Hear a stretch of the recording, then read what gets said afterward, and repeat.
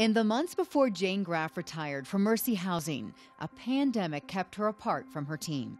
But this self-described people person who thrives on being a problem solver found ways to stay connected. Good morning or afternoon, everyone. It's been 30 days. 30 days since the first communication came out about the coronavirus. And it was during that time, Oh yeah, that was good. Jane became even more grateful for the strength and the depth of Mercy Housing. How in the world can we have a just world when some people have the ability to shelter in place and others do not? It's not hard to get passionate about something like this when you look at what people are faced with and how hard it is. I think her impact is one of vision. I mean, when she believes in something, you need to be as convinced of your position, and she will listen. Jane motivated the Mercy Housing staff at 345 properties in 20 states, right up until her last week, Alrighty. when she said goodbye virtually. It just didn't seem right to slip off into retirement land without having an opportunity to do something by way of saying goodbye and thank you, and being able to introduce to you Ismael Guerrero, our new CEO.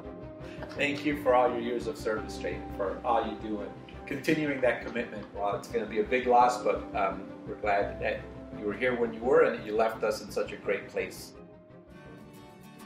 Jane joined Mercy Housing in 1987 and took on the role of president and CEO when Sister Lillian Murphy retired in 2014. My mother, I can't tell you how pleased she was when I went to work for the sisters. It wasn't because they were sisters, although she kind of liked that too, but it was more about the fact that it was a bunch of strong women. And my mother was a very strong woman. During Jane's tenure, Mercy Housing became the largest nonprofit housing developer in the nation.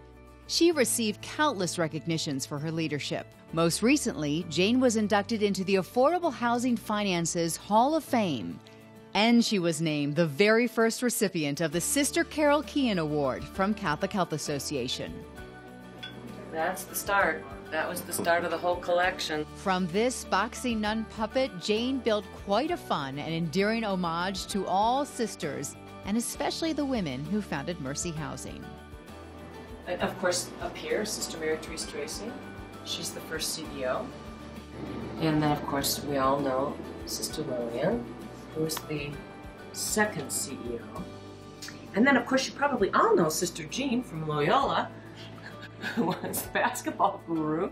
I can find humor in pretty much any situation. I take it all very seriously, but I also believe that humor, it's life-giving and it's healing. And this is serious business. What could be more important than assuring that people have access to housing that they can afford and that's quality and where they can thrive?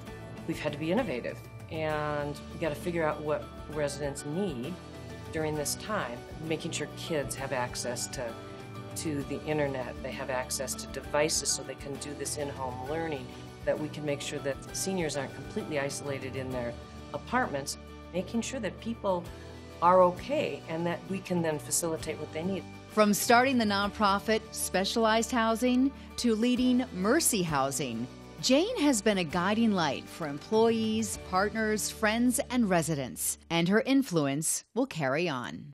I don't see this as an ending my time at Mercy Housing. It's a new chapter in my involvement with Mercy Housing. I think, certainly trying to energize people, raising money to support the work we do. We need to give back. And we need to give back in a meaningful way. Isn't he adorable? When I think of Jane Graf, I think of call. And by call, I mean that Jane has heart. She has heart for the mission of Mercy Housing.